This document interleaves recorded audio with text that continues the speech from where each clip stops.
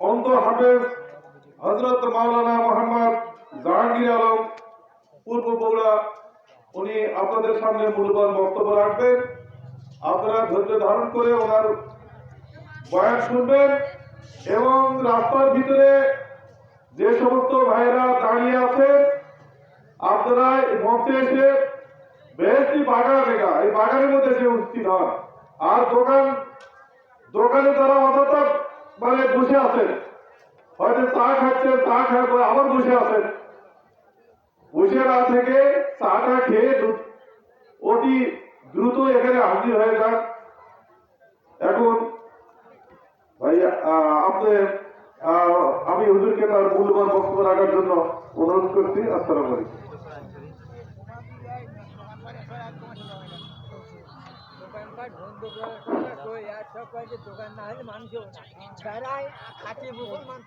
আসসালামু আলাইকুম ওয়া রাহমাতুল্লাহি ওয়া বারাকাতুহু। ওয়া আলাইকুম সালাম ওয়া রাহমাতুল্লাহ।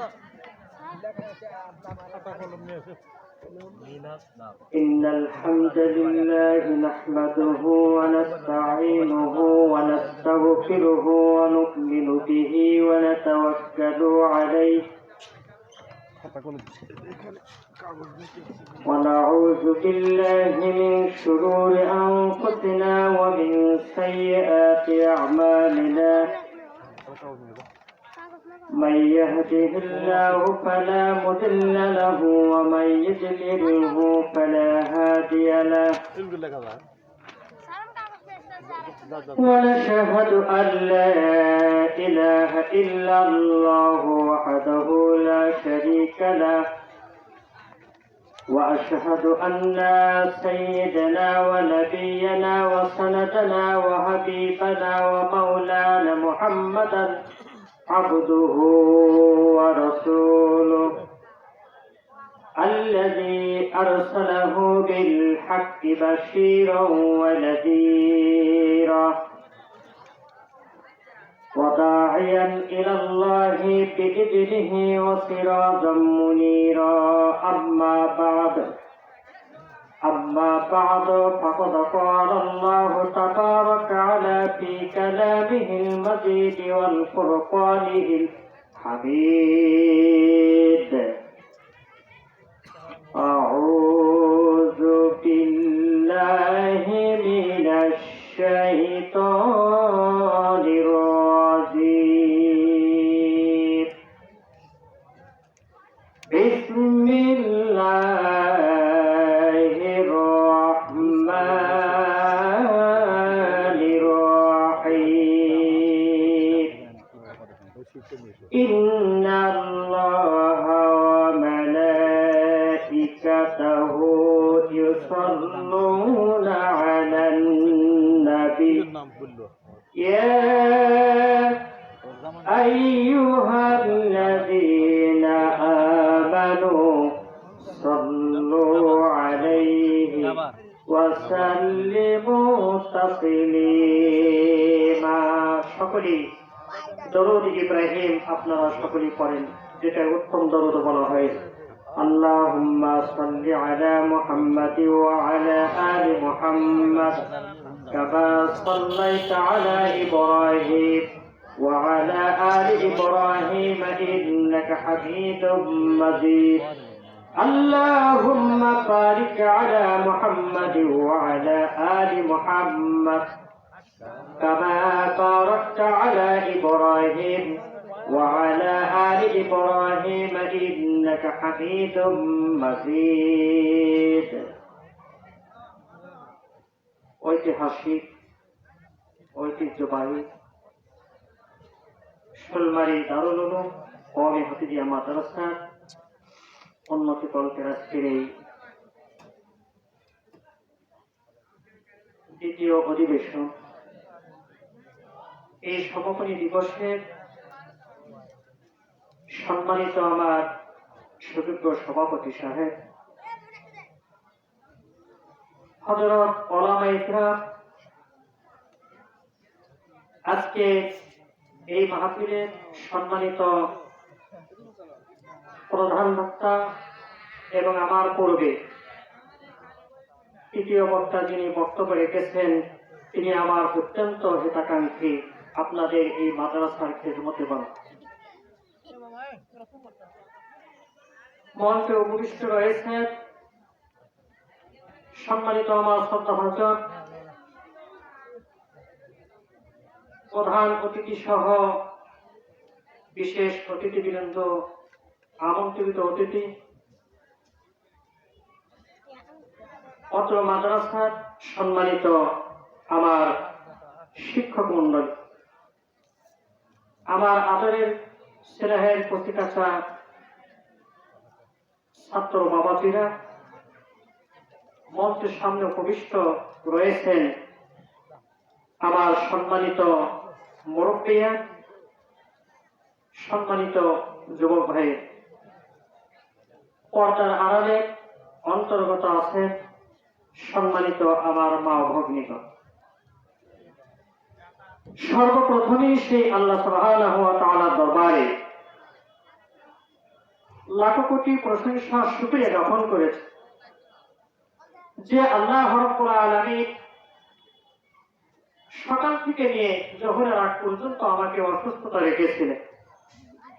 অসুস্থতা এটা একটি আল্লাহ রাব্বুল আলামিন বিরাট বড় একটি নিয়ামত, আবার সুস্থতা এটাও একটি আল্লাহ রাব্বুল আলামিনের অশেষ একটি নিয়ামত।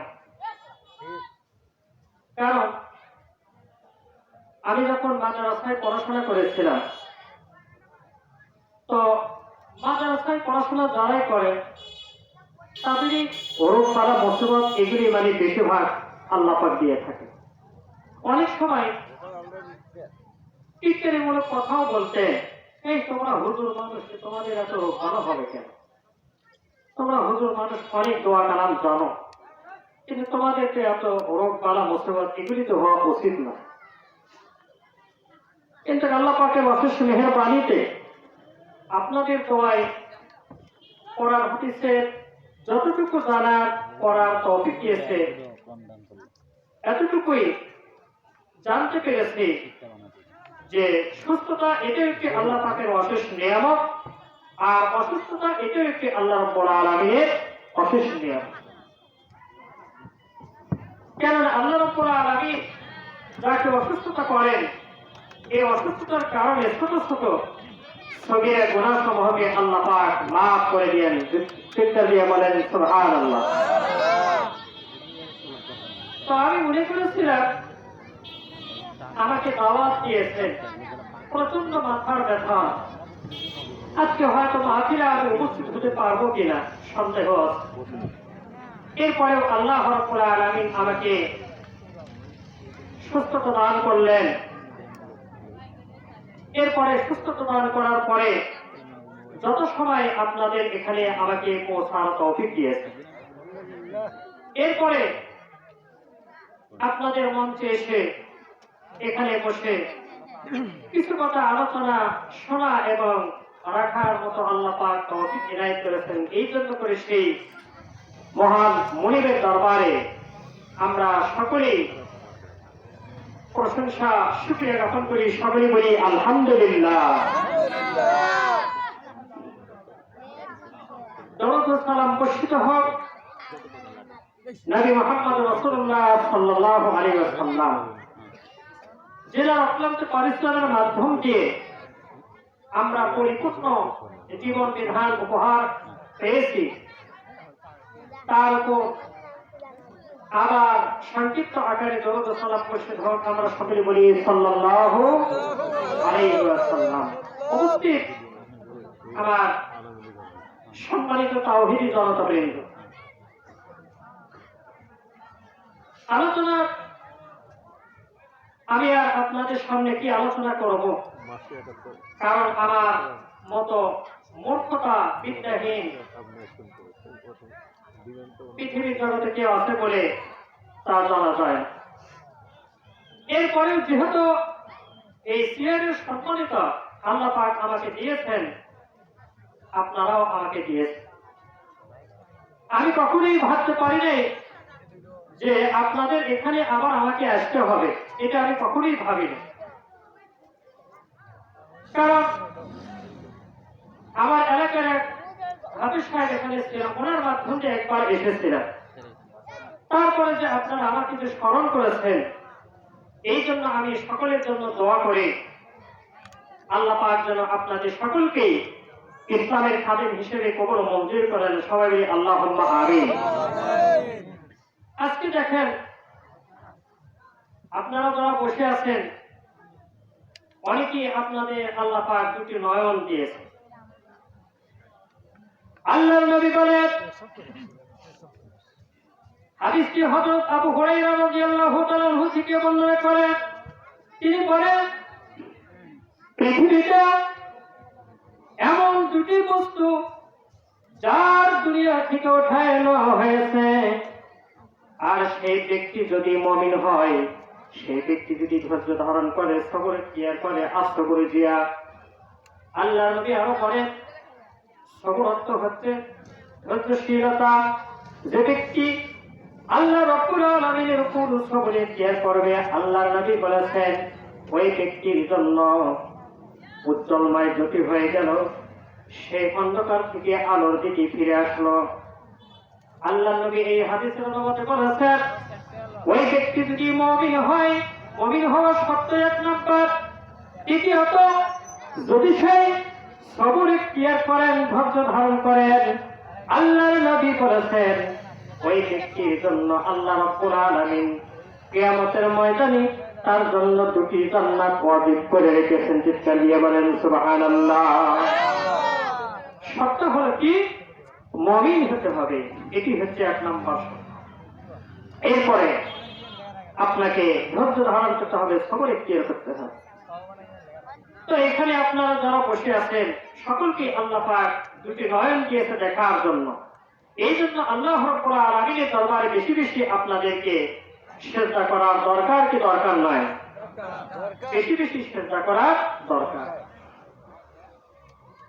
এরপরে যারা আমার পিছনে সময় ব্যয় করেছেন, অর্থাৎ যতগুলি শিক্ষক আমাকে শেখাইছেন, আমাকে সময় দিয়েছেন, কারণ 10 জন ছাত্রের পিছনে একটা শিক্ষকের যতটুকু পরিশ্রম করতে হয়, একটা অন্ধর পিছনে তার থেকে বেশি সময় ব্যয় করতে হয়। কারণ আমার বাপ পাশে আমার স্যার, তিনি বসে আছেন দীর্ঘদিন।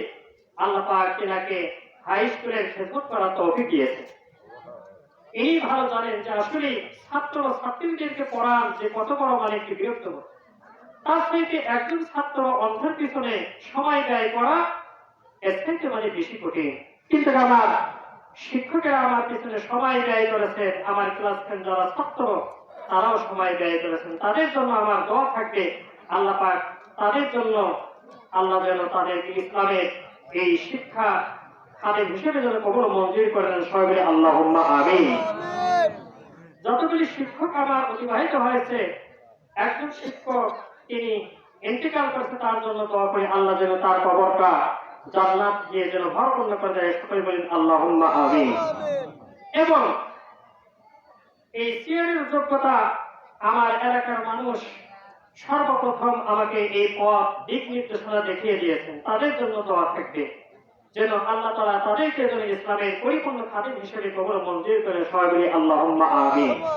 এবার যাই হোক, মোটামুটি আপনাদের সামনে ভূমিকায় অনেক কথা বললাম। এখন আসেন সরাসরি মূল আলোচনার দিকে, মানে আমরা চলে যেতে চাই। যেহেতু এটা কোরআনের মাদ্রাসা, এটা কি কোরআনের মাদ্রাসা, তো সেখানে আমরা একটু চলে যাই। আপনারা যারা পড়তে জানেন তারা সকলেই আমার সাথে পড়বেন।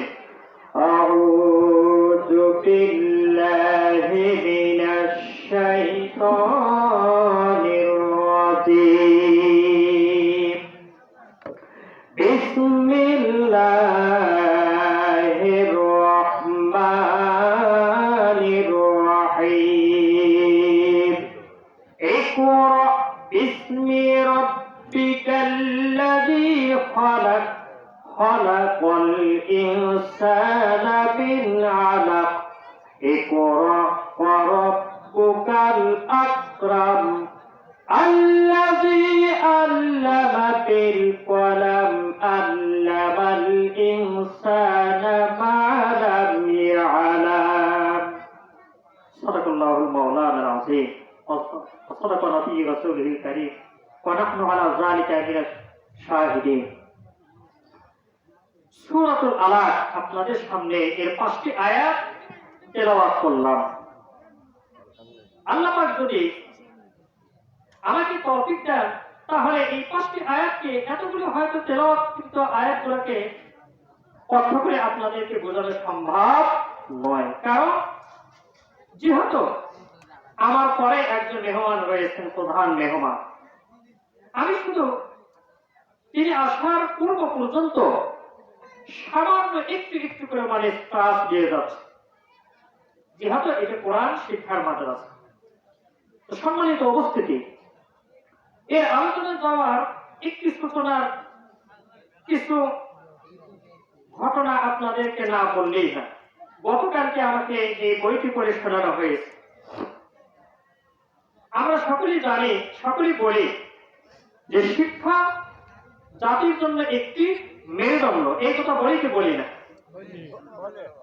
অনেকে আমরা বলি যে শিক্ষায় জাতির জন্য একটি মানদণ্ড অথবা মেরুদণ্ড। তবে হ্যাঁ, শিক্ষা যেহেতু আমার আপনার জন্য, জাতির জন্য একটি মেরুদণ্ড, মানদণ্ড, কোন শিক্ষা আমাকে দান করতে হবে, কোন শিক্ষা আমাকে শিখতে হবে, তা কিছু নমুনা আপনাদের সামনে একটু তুলে ধরার চেষ্টা করবো আমার তৌফিক লাগে। তো দেখেন, আমরা অনেকেই শিক্ষা লাভ করি, কেউ এসএসসি পাস করি, ইন্টারমিডিয়েট পাস করি, কেউ বিএ পাস, মাস্টার ডিগ্রি, অনেক ডিগ্রি নিয়ে থাকে। কিন্তু আজকে যদি আমার আব্বা মারা গিয়েছে, আমার আম্মা মারা গিয়েছে, সামনে যদি ওই মাস্টার ডিগ্রি পাশের ছাত্রকে যদি বলা হয় অনেক বড় তুমি লেখাপড়া করেছ, তোমার আম্মা ইন্তিকাল করেছে, দুনিয়া থেকে চিরবিদায় গ্রহণ করেছে, আজকে তোমার আম্মার জানাজা তুমি পড়াই দিয়ে দাও, কেননা তুমি তার সন্তান।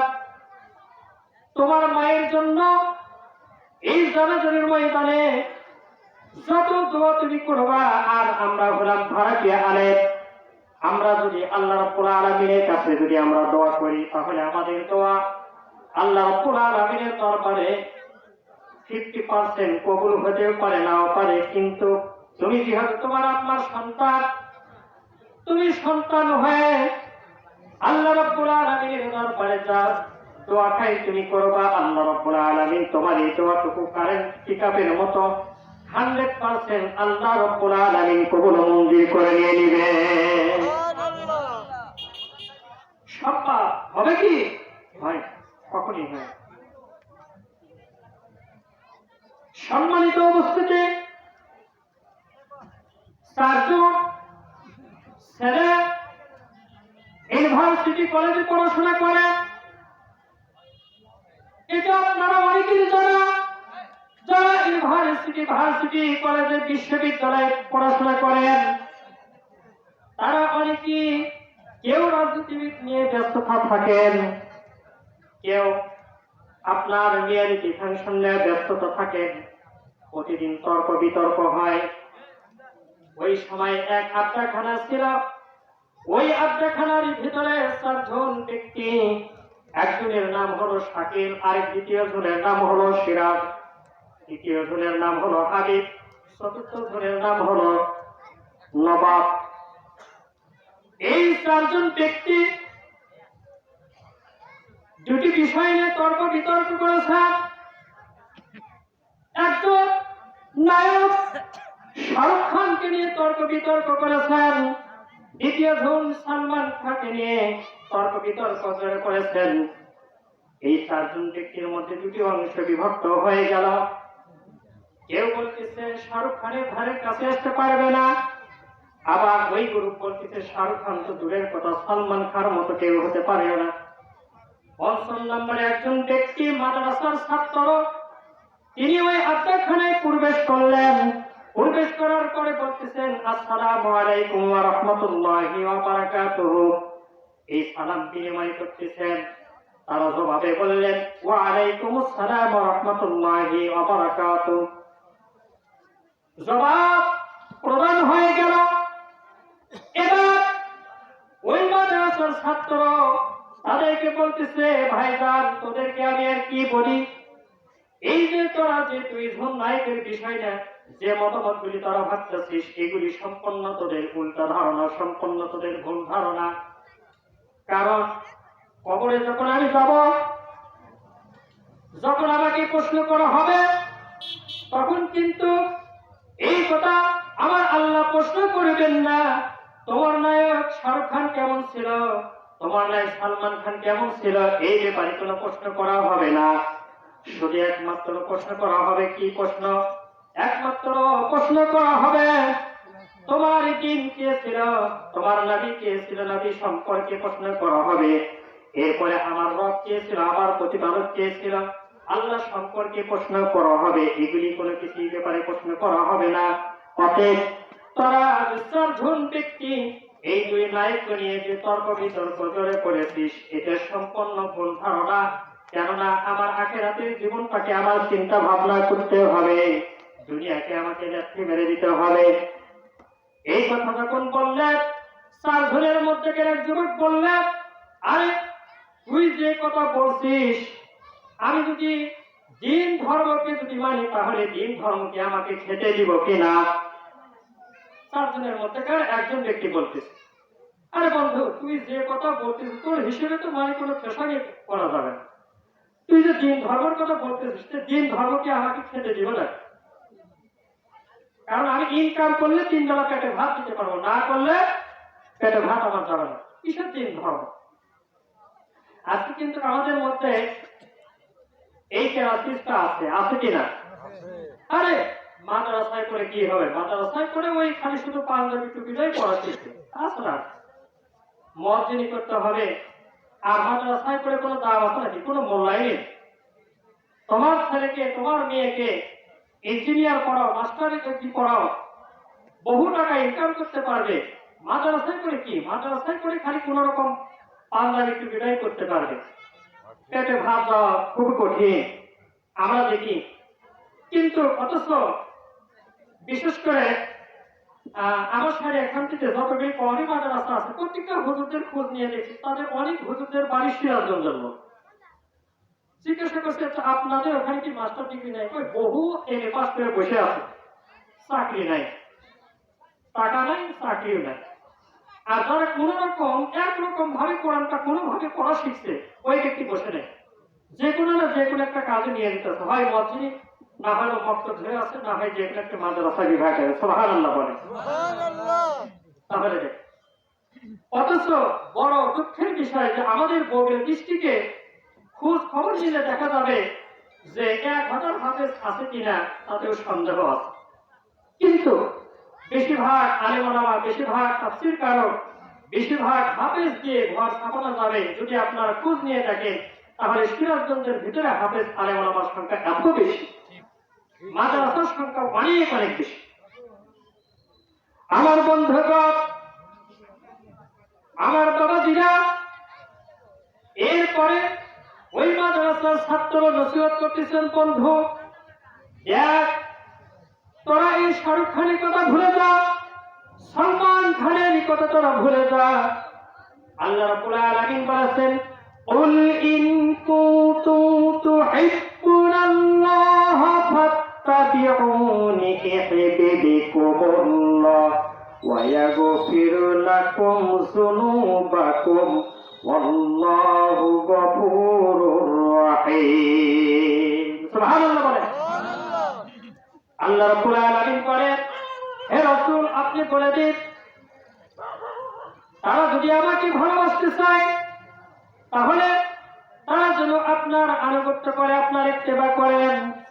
আর যদি আপনার ইত্তেবা করে, তাহলে আমি আল্লাহ রাব্বুল আলামিন ওই বান্দাদের সকল প্রকার জীবনের যতগুলি গুনাহ খাতা রয়েছে, সকল প্রকার গুনাহগুলি আমি আল্লাহ রাব্বুল আলামিন মার্জনা করে দিয়ে দিব।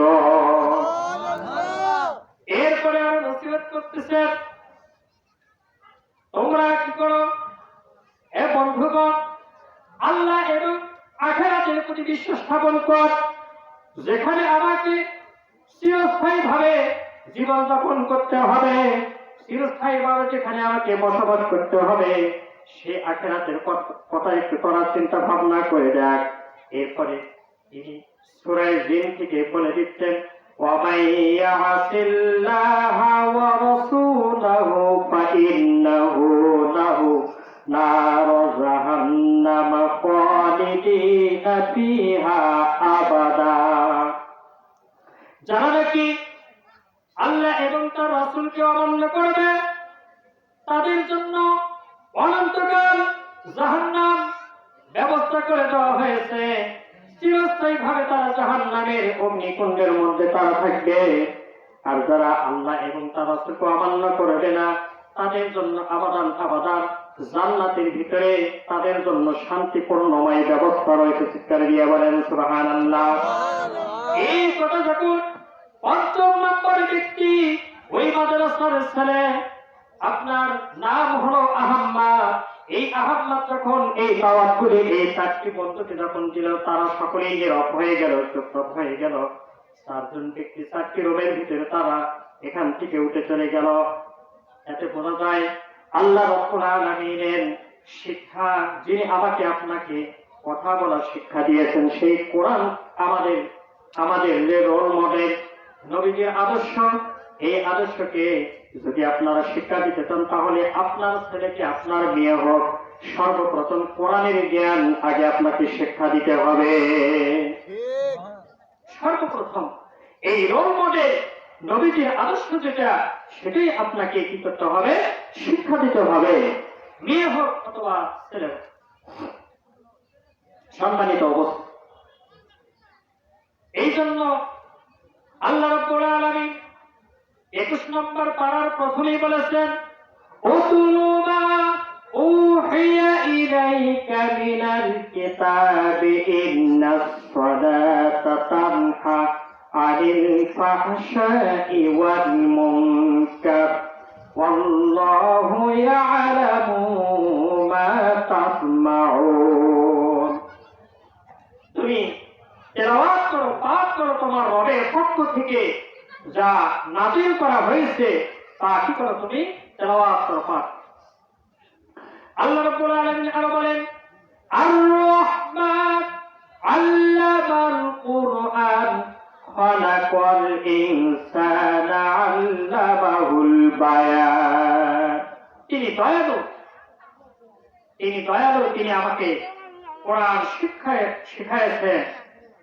এরপরে খলাকাল ইনসান, মানব সৃষ্টি করলেন, আল্লামাহুল বায়ান, তিনি আমাকে কথা বলা শিখাইলেন। কে কথা বলা শিখাইছেন? আমার আল্লাহ, মহান স্রষ্টা, দয়াময়, যিনি আমাকে আপনাকে কোরআন শিখাইছেন। এরপরে তিনি আমাকে কথা বলাও শিখাই।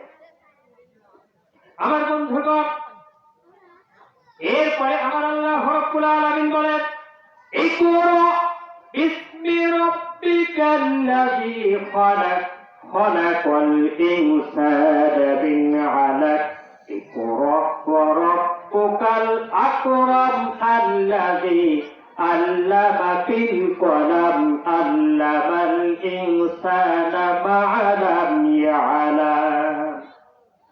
তুমি পড়ো, তোমার পাঠ করো তোমার প্রভুর নামে, পাঠ করো তোমার প্রভুর নামে, তেলাওয়াত করো, যিনি তোমাকে সৃষ্টি করেছে এক বিন্দু রক্তবিন্দু হইতে, যিনি তোমাকে সৃষ্টি করেছেন তার নামে তুমি পড়ো। এরপরে আল্লাযী আল্লামা বিল কলম, যিনি তোমাকে কলমের সাহায্যে শিক্ষা দিয়েছেন। কিসের সাহায্যে শিক্ষা দিয়েছেন? কলমের সাহায্যে। তাহলে বোঝা গেল তাই যে কলমেরও মানে প্রয়োজন। আল্লাহ রাব্বুল আলামিন পৃথিবীকে যখন সৃষ্টি করেছেন, মানব জাতিকে যখন সৃষ্টি করেছেন, তখন কি করেছে? আগে কলম তৈরি করা হয়েছে, কারণ কলমের সাহায্যেই তিনি আমাদেরকে শেখালেন। সম্মানিত উপস্থিতি, এখান থেকে বোঝা যায় দুনিয়াটা আমাদের জন্য খেলতামশার জায়গা নয়। দুনিয়াটা আমাদের জন্য কি? কোন খেলতামশার জায়গা নয়। এই পৃথিবীটা আমাদের জন্য একটি পাঠশালা। কেউ কেউ বলেছেন 1 দিনের জন্য, কেউ বলেছেন 1 মিনিটের জন্য, আবার কেউ কেউ বলেছেন 1 সেকেন্ডের জন্য। তাহলে এই পৃথিবীটা আমাদের জন্য পাঠশালা। তো আল্লাহ রাব্বুল আলামিন যিনি আমাদেরকে সৃষ্টি করলেন, এই যে আমাদের পূর্বে তৃতীয় বক্তা বলে গিয়েছে যে হযরত আদম আলাইহিস সালাতু ওয়াস সালামের কথা তিনি বলেছেন, আদমকে সিজদা করার জন্য নির্দেশ দিলেন। সমস্ত ফেরেশতা সিজদা করলেন, কিন্তু শুধু একজন মালিক তাকে সিজদা করলেন না, শুধু কে? ইবলিস ব্যতীত, তিনি সিজদা করলেন। আমার বন্ধুগণ, সর্বপ্রথম আল্লাহ রাব্বুল আলামিন যাকে সৃষ্টি করলেন, তিনি হচ্ছেন আমাদের আদি পিতা হযরত আদম আলাইহিস সালাতু ওয়াস সালাম। এনাকে সৃষ্টি করলেন, তিনি সর্বপ্রথম মানুষ, আর তিনি হচ্ছেন সর্বপ্রথম ছাত্র এই পাঠশালার। আর আমার আল্লাহ রাব্বুল আলামিন তিনি হচ্ছেন তার শিক্ষক, মুআল্লিমুন আরবিতে বলা হয়। আমার বন্ধুগণ, তাহলে এইভাবে কোরআন শিক্ষা দিল, কথা বলা শিক্ষা দিল। আজকে সেই কোরআন, আমরা কোরআনের মর্যাদা যে কত বড়, এই কোরআনের মর্যাদা আমরা দিতে জানি না, শিক্ষার মর্যাদা আমরা দিতে জানি না। যে শিক্ষা আমাকে গ্রহণ করলে আমাকে আপনাকে দুনিয়া ও আখিরাত মুখী হতে হবে, সেই শিক্ষা আমার আপনার মধ্যে নাই। আজকে আমরা যত ডিগ্রি নিয়েছি, যত শিক্ষা নিয়েছি, শিক্ষা নেওয়ার পরে আমরা শিক্ষকদেরকে কি দিয়েছি? লোকেরা শিক্ষকদেরকে আমরা উপঢৌকন দিয়েছি হাইজবকারী, শিক্ষকদেরকে আমরা উপঢৌকন দিয়েছি সন্ত্রাসবাদী। এই শিক্ষা দিয়ে কোনোদিন সুন্দর শিক্ষা বলা যায় না। যে শিক্ষা করলে আমার আপনার আদর্শ হতে হবে, আদর্শ মডেল তৈরি করতে হবে, সেই শিক্ষার ব্যবস্থাপনা আমাকে আপনাকে করতে হবে। এই শিক্ষার জন্য যদি আমার আপনার জন্য শিক্ষায় যদি জাতির মানদণ্ড হয়, শিক্ষায় যদি আমার আপনার জন্য জাতির মেরুদণ্ড যদি হয়, তাহলে আধুনিক শিক্ষার মধ্যে যে শিক্ষার কথা ইমাম আহমদ বিন হাম্বলী রাহমাতুল্লাহ আলাইহি বলেছেন, সেই শিক্ষা আমার আপনাকে, আমার আপনার ছেলে মেয়েকে শিক্ষা দিতে বলেন, ঠিক না বেঠিক? ইমাম আহমদ বিন হাম্বলী রাহমাতুল্লাহ আলাইহির কাছে এসে এক ব্যক্তি বললেন, হুজুর, আমি আমার সন্তানকে আমি শিক্ষা দিব, কিন্তু আপনার কাছে আমি পরামর্শ নিতে এসেছি, কোন শিক্ষা দিলে আমার ছেলে, আমার সন্তান আদর্শ হবে? হযরত ইমাম আহমদ বিন হাম্বলী রাহমাতুল্লাহ আলাইহি বললেন, আপনার সন্তানকে আপনি সর্বপ্রথম যে জ্ঞানটা শিক্ষা দিবেন, সেই জ্ঞানটা হলো আল্লাহ রাব্বুল আলামিনের কোরআনের জ্ঞান। এই কোরআনের জ্ঞান যতক্ষণ পর্যন্ত আপনি শিক্ষা না দিবেন, ততক্ষণ পর্যন্ত আপনার সন্তান ততক্ষণ পর্যন্ত আপনার আদর্শ হতে পারবে না। ইমাম আবু হানিফা রাহমাতুল্লাহ আলাইহির কাছে গেলেন, তিনি একই কথা বলেছেন, কোরআনের জ্ঞান শিক্ষা দাও। ইমাম শাফি রাহমাতুল্লাহ আলাইহির কাছে গেলেন, তিনিও বলেছেন, তোমার সন্তানকে আগে কোরআনের জ্ঞান শিক্ষা দাও। এরপরে ইমাম মালিক রাহমাতুল্লাহ আলাইহির কাছে গেলেন, তিনিও বললেন, তোমার সন্তানকে সর্বপ্রথম কি করো? কোরআনের জ্ঞান শিক্ষা দাও। তাহলে সব ইমাম, সব আলেম কোরআনের জ্ঞান শিক্ষার কথা বলেছে, কোরআন শিক্ষা দেওয়ার কথা বলেছে। অতএব আমি আপনি যারা কোরআন শিখতে পারি নাই, কোরআন শিক্ষাকে মূল্যায়ন করতে হবে। কোরআন শিক্ষাকে মূল্যায়ন করে যাতে আবার আপনার জন্য আখিরাত বাস্তবমুখী হতে হয়, আখিরাতের বাস্তবতা আখিরাত জীবনে যাতে আমার আপনার জন্য উপকারিত হয়, সেই শিক্ষার দিকে আবার আপনার সকলকে এগিয়ে যেতে হবে। যারা বলেন ঠিক না বেঠিক? কোরআনের শিক্ষা নাই, তাহলে আপনি যত শিক্ষাই করেন না কেন, 4 পয়সার মূল্য আপনার হবে না। কিসের আপনার মনে কিন্তু মূল্য?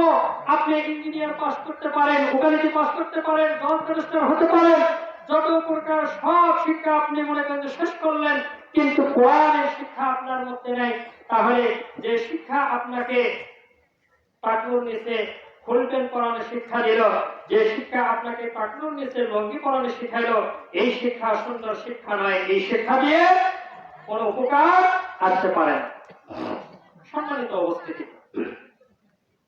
আজকে কি আর বলবো, বড় দুঃখের সাথে বলতে হয়, পিতামাতা এত কষ্ট করে লালন পালন করে সন্তানকে লেখাপড়া শেখাইল,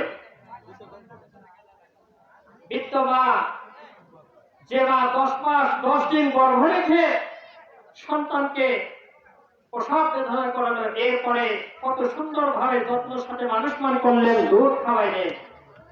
আজকে যখন আমি শিক্ষা গ্রহণ করেছি তখন আমি আমার মাকে আমি চিনি না, আমার স্ত্রীর চাওয়া বলে আমি সেটাই শুনি। বলেন এইরকম ঘটনা ঘটে কি ঘটে না? বহুতবার ঘটেছে। সম্মানিত বন্ধুগণ, দেখেন এমনকি বলা হয়েছে মায়ের অত্যাচার তার পুত্রবধূ সহ্য করতে পারে না। ছেলে অফিস থেকে এসেছেন, ছেলেকে বিচারে দিয়েছেন, তোমার মায়ের কথা, তোমার মায়ের টেকনা আমি সহ্য করতে পারি না, অতএব তোমার মায়েকে যদি রাখো তাহলে আমি তোমার ভাত খেব না। এমন তো অবস্থায় কি করা হলো? ওই মাকে, বৃদ্ধ মাকে বৃদ্ধাশ্রমে পাঠিয়ে দেওয়া হলো, বৃদ্ধাশ্রমে সেবা যত্ন করার জন্য পাঠিয়ে দেওয়া হলো। অথচ আজকে যদি ওই ছেলে যদি মাকে যদি প্রাধান্য দিয়ে চলতো, তোমার মতো স্ত্রী আমার দরকার নাই, কেননা তুমি স্ত্রী যদি আমার এখান থেকে চলে যাও হাজার হাজার নারী স্ত্রী পাওয়া যাবে, কিন্তু আমার মা যদি, আমার মা যে বা 10 মাস 10 দিন গর্ভ রেখে আমাকে মানুষমান করেছেন, এক সময় আমি পেশাব করে দিতাম, আমার মা কোনোদিন আমার জন্য বিরক্ত বোধ হয় নাই। এক সময় আমি পায়খানা করে দিতাম, আমার মা আমার জন্য কখনই বিরক্ত বোধ হয় নাই।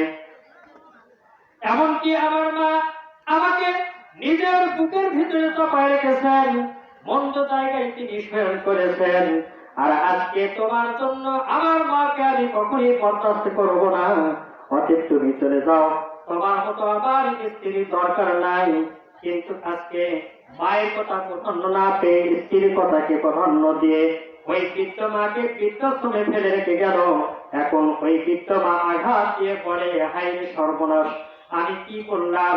সারা জীবন আমার সন্তানকে আমি এত সুন্দর করে আমি লালন পালন করে দিলাম, এত সুন্দর করে লালন পালন করার পরে আজকে বুঝে আমার এই দুঃখর নমুনা আমার কাছে এসেছে। বলেন ঠিক না ব্যাধি? সম্মানিত উপস্থিতি, এই তো হচ্ছে বর্তমান আমাদের পরিস্থিতি। কি আর বলবো? দীর্ঘ কয়েক বছর আগে আমাদের বগুড়াতেই মনে করেন যে মা রেল লাইনের নিচে নিজে কাল্লা দিয়ে মনে করে ট্রেনের নিচে আত্মহত্যা করেছে। কি করবো? এত সুন্দর করে মানে ছেলে মেয়েদেরকে মানুষমান করলাম, আমার ছেলেরা আমার কোনো খোঁজ খবর রাখে না, কেউ কোনো খোঁজ খবর নেয় না। কিন্তু আল্লাহ রাসূল মেহরবানিতে সবাই যে তা হয়েছে তা নয়, অধিকাংশ মানুষই এরকম হয়েছে। দুই একটা ভালো আছে, ভালো জন্যই এমন কি নয়, দুই একটা ভালো আছে কি আছে না? ইনশাআল্লাহ অনেকই আছে। তার মধ্যে বিশেষ করে আমার গ্রামের একজনের কথা বলি, বা একজন বিশাল বড় আলেম ছিলেন। তো আল্লাহর মধ্যে তার 2টি স্ত্রী ছিল, 5টি ছেলে সন্তান ছিল, 5টি আলেম ছেলেকে মানে আলেম বানাইছে।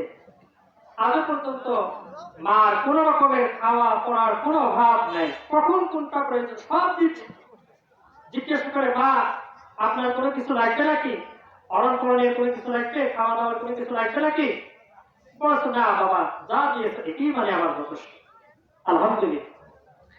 এরপরে আপনারা অনেকে জানেন আমাদের একটি মহোদয় যিনি ছিলেন আব্দুল মান্নান, উনি একজনকে চাকরি দিয়েছেন। ওনার বাসায় একজন চাকরানিকে মানুষমান করে একজন উপযুক্ত ছেলের সঙ্গে বিয়ে দিয়েছেন। সেই বিনিময়ে আমাদের কৈতলা হাই স্কুলে চাকরি দিয়েছেন। সুবহানাল্লাহ।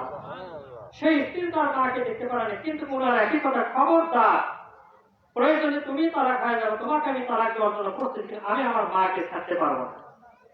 কারণ যে মা আমাকে 10 মাস 10 দিন গর্ভ রেখেছে, আজকে তোমার কারণে আমি আমার মাকে ছেড়ে দিব, এটা যদি তুমি মনে করো না, অতএব আমার মা আগে তুমি পড়ে।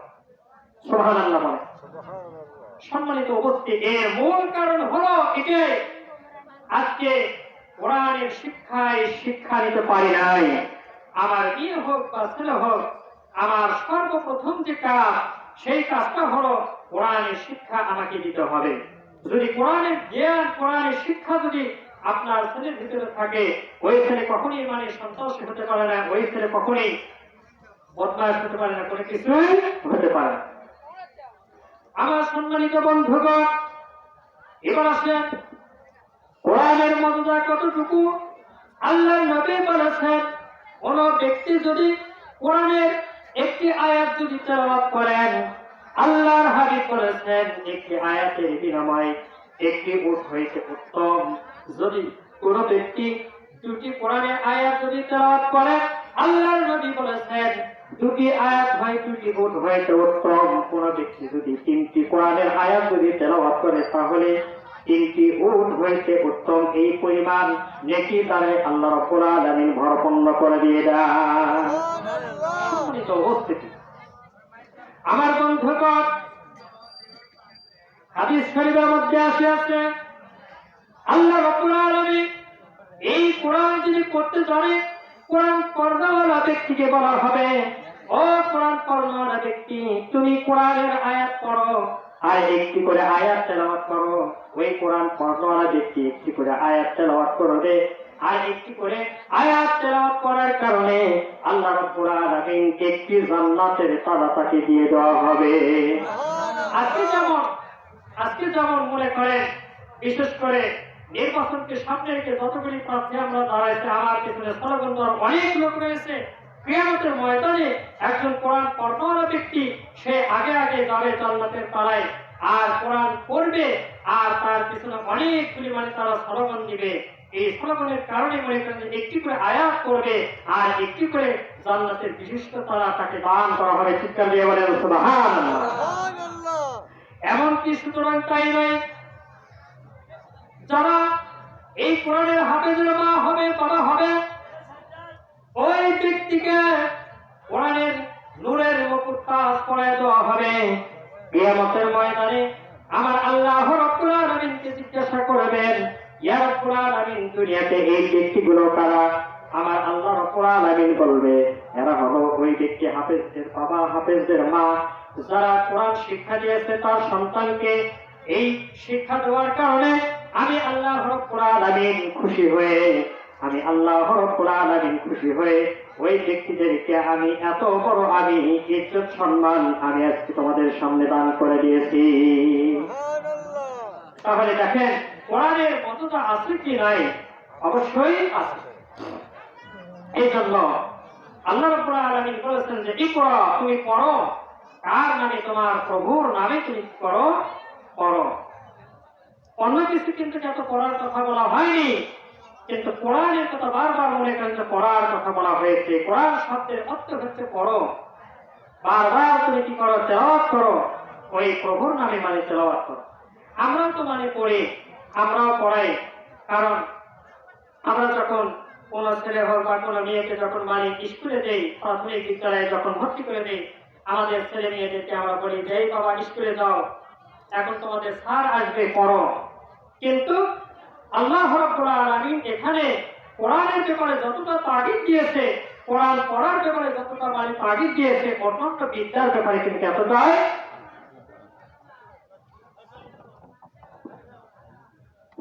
আসসালামু আলাইকুম সম্মানিত হাজিরিন, যেহেতু আপনারা কতটা ঘোরাফেরা করতেছেন, মাহফিলের নিচে সামিয়ানের নিচে বসতেছেন না, তাহলে কি আমরা মানে ওয়াজের চ্যাপ্টারটা বন্ধ করে দেবো নাকি?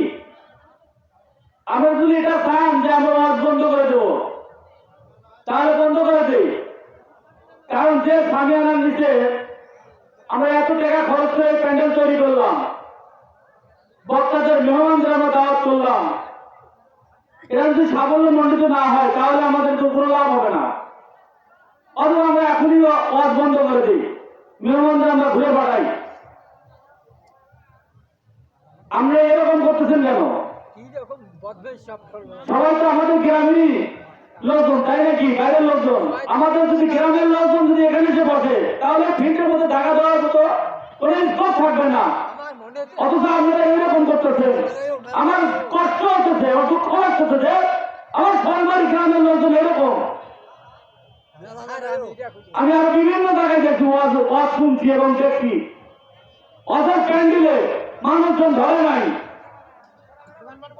আর আপনি এমন লোক হচ্ছেন যে নিজের গ্রামের প্রতিষ্ঠান, ধর্মীয় প্রতিষ্ঠান, এই প্রতিষ্ঠান সাথে বেআইনি করতেছেন। আমরা কি মানুষজন কি দেখে আমাদের কি মনে হচ্ছে যে এটা কথা বলতেছে, এটা কি মানুষ না, এটা কি সব পশু কথা বলতেছে? আমরা পশু দাওয়াতে নিচ্ছি। আর ভবিষ্যতে জলসা দিলে এই দোকানদার বন্ধ করে দিবে। সম্মানিত হাজিরিন, আমি আমাদের কাছে আহ্বান করতেছি, অনুরোধ করে বলতেছি, আমি আমাদের গ্রামের সন্তান, মনে হইতেছে না। আমাকে অপমান করেন না। আপনারা সবাই সামিয়ানা নিচে এসে বসে পাবেন। আমরা অল্প কিছুক্ষণ